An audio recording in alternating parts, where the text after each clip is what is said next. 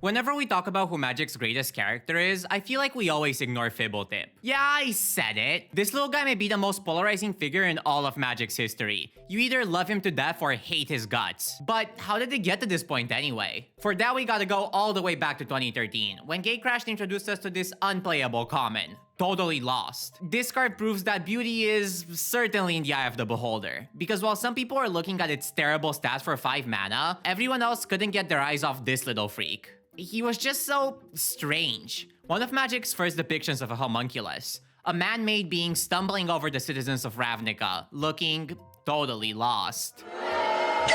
Everything we needed to know about this guy was written down in just 6 words. Fblthp had always hated crowds. This card is an absolute masterclass in character building. Little guy, totally lost, hates crowds. What more do you need to know? Well, as it turns out, players all across the world really wanted to know more. And those that dared to look him up online were met with a wonderful surprise. Because right there on the very first page of Google lied Fblthp's whole life story. He lived a comfortable life as an Azorius gardener, enjoying a pitiful wage and eye drops for his plant allergies.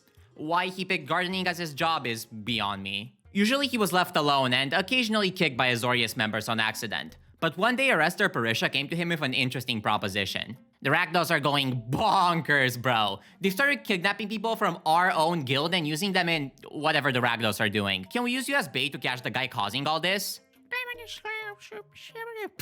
He actually thought he had a choice. And so Fblthp set out to bait this Vadax Gore with a pile of tax forms in his hands.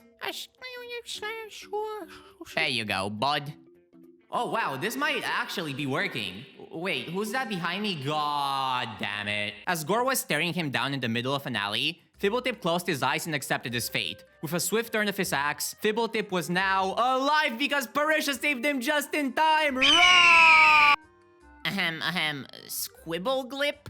You've helped us immensely in catching Vadax Gore. You deserve nothing but the best. Now, we're not allowed to pay you, per se, but your ancestors will be able to petition a commemorative plaque in your honor once you've passed. Alright, back to your garden now, bye! Everyone instantly fell in love with this guy. He was just super relatable. All Fblthp wanted to do was just take care of his garden, but a bunch of bullshit kept getting in his way. With this banger story under his belt, the love for Fblthp grew from Magic's players all the way onto Magic's artists, and they got to work fast, hiding him in all sorts of Ravnican artwork. Here a tip, there a tip, everywhere a little tip. It was a Fblthp bonanza for Christ's sake. And it was all leading up to 2019, when Fblthp would finally get his first legendary card, Fblthp the Lost in War of the Spark. I remember pulling this on pre-release day and getting super hyped. More hyped than I was about the finale of Devastation I also pulled. I forced him into my deck and everyone was just as hyped as I was, which is crazy because this card is ass. So then why do I own 20 of them? I mean, it's probably because I've got autism. This era was the start of Magic taking itself a little less seriously.